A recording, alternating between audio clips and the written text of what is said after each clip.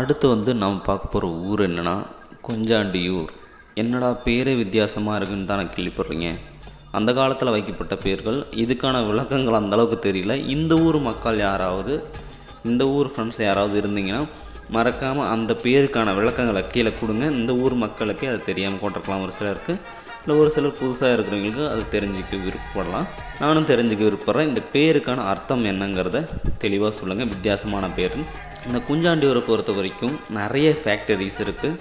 அது மட்டும் இல்லாமல் நிறைய கம்பெனிஸ் இருக்குது, நிறைய ஸ்கூல்ஸ் இருக்குது. சுற்றியும் ப்ரைவேட் ஸ்கூல், கவர்மெண்ட் ஸ்கூல் எல்லாமே இருக்குது. அதே மாதிரி இந்த ஒரு ரோடு வந்து Mettur to Salem road, Mecheri road, அங்கிட்ட வந்து இது மேட்டூர், பவானி, ஈரோடு ரோடு, இந்த மாதிரி பலவித ரோடுகள் இருக்கும். அது மட்டும் இல்லாமல் வீரக்கல், புதூர், வீரக்கல் எப்படிங்கிறது எல்லாமே இந்த வீரம் நிறைந்த ஒரு பெயர் கொண்ட ஒரு ஊர். ஆல்ரெடி நம்ம வீரக்கல்னு ஒரு வீடியோ போட்டிருக்கோம். அந்த வீடியோவில் அந்த வீரக்கல் அப்படிங்கிறது வந்து ஒரு வீரம் வாய்ந்த ஒரு மனிதருக்காக ஒரு கல் வைக்கப்பட்டுள்ளது அப்படின்னு சொல்லியிருந்தாங்க.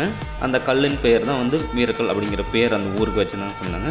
அது மட்டும் இல்லாமல் இது வீரக்கல் புதூர், சேலம் மாவட்டம், தமிழ்நாட்டுக்குள்ள வந்து என்னென்ன ஊர்லேருந்து நம்மளோட வீடியோ பார்க்குறீங்க. அது மட்டும் இல்லாமல் நம்மளோட வீடியோவில் ஏதாவது ஒரு இன்ஃபர்மேஷன் உங்களுக்கு கிடச்சிருந்துச்சுன்னா மறக்காமல் ஃபாலோ பண்ணிக்கோங்க. மறக்காமல் உங்களோட சப்போர்ட்டை கொடுங்க. நம்ம ஒரு ஃப்ரெண்ட்ஸ்க்கு டேக் பண்ணி ஷேர் பண்ணுங்கள்.